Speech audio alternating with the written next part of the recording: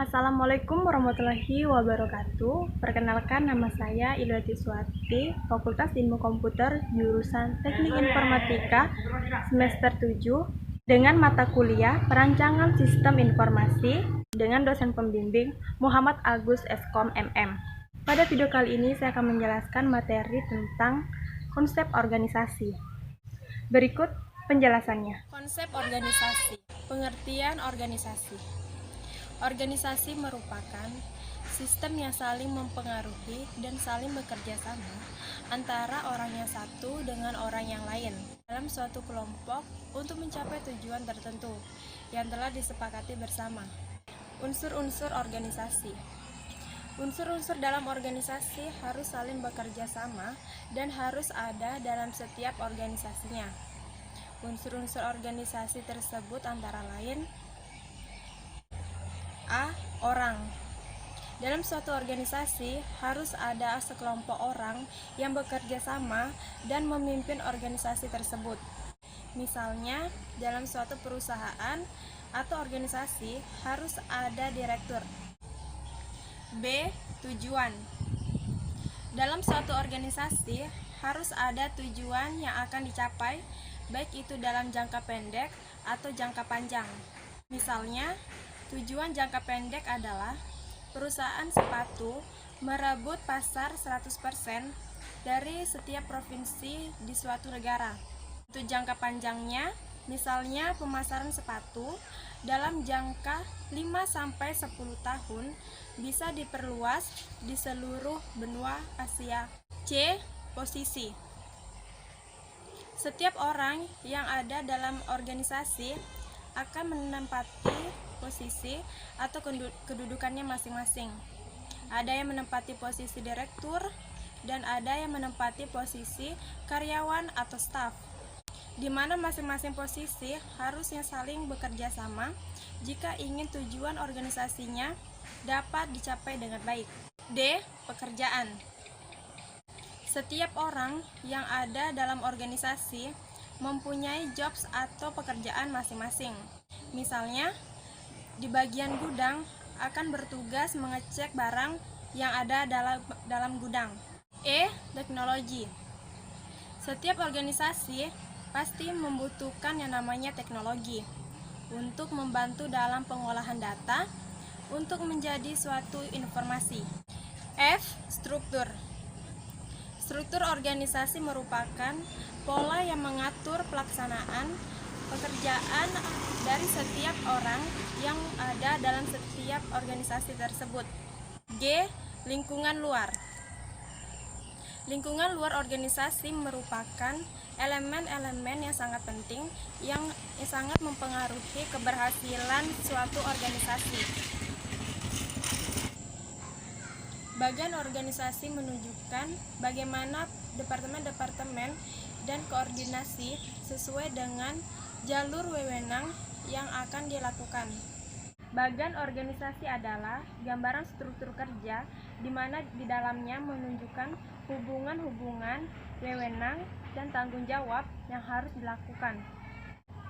Deskripsi pekerjaan merupakan rincian posisi, tanggung jawab, wewenang, dan tugas-tugas yang harus dikerjakan dalam organisasi tersebut.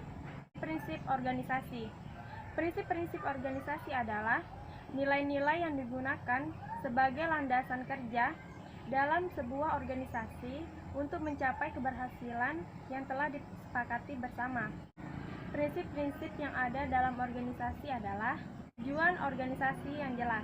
Tanpa tujuan yang jelas, maka organisasi tidak akan bisa dikembangkan lagi. Agar tujuan organisasi bisa dicapai, perlu adanya pemahaman dalam organisasi tersebut. Pembagian tugas yang adil. Harus diperhatikan beberapa hal berikut ini. A. Batasan-batasan yang jelas antara tugas, wewenang, tanggung jawab, posisi, dan fungsi-fungsi masing-masing orang. B. Adanya bagian organisasi dan deskripsi pekerjaan. Penempatan posisi yang tepat.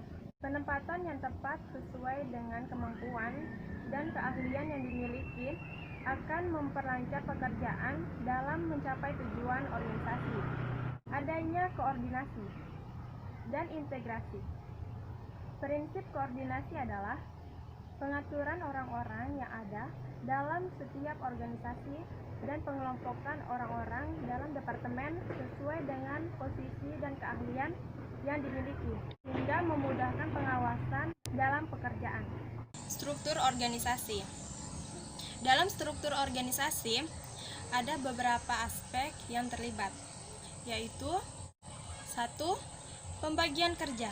Pembagian kerja adalah pemecahan atau pemisahan tugas yang kompleks ke dalam komponen-komponen sehingga seseorang akan bertanggung jawab dalam ruang lingkup pekerjaan yang lebih terbatas. 2. Departementalisasi. Departementalisasi adalah pengelompokan pekerjaan dalam suatu departemen yang serupa dan berkaitan secara logis. Pembagian departementalisasi berdasarkan tugas-tugas dan fungsinya adalah sebagai berikut. A. Departementalisasi fungsional. B. Departementalisasi teritorial. C. Departementalisasi produk. D. Departementalisasi pelanggan. E. Departementalisasi campuran. Koordinasi. Koordinasi adalah suatu proses integrasi tujuan-tujuan dan kegiatan atau departemen fungsional yang terpisah agar mencapai sasaran perusahaan secara efisien. Dalam koordinasi tentu saja tidak akan lepas dari masalah-masalah yang akan terjadi. Beberapa masalah dalam mencapai koordinasi adalah sebagai berikut. 1. Kebutuhan akan adanya koordinasi. 2. Semakin meningkatnya kebutuhan akan koordinasi. 3. Meningkatnya spesialis pekerjaan akan mempertinggi kebutuhan akan adanya koordinasi. 4. Semakin besar kadar spesialis, semakin besar tingkat kesulitan bagi para manajer. Nah, itu tadi penjelasan dari materi saya. Jika ada kesalahan, mohon maaf. Sekian dan terima kasih. Assalamualaikum warahmatullahi wabarakatuh.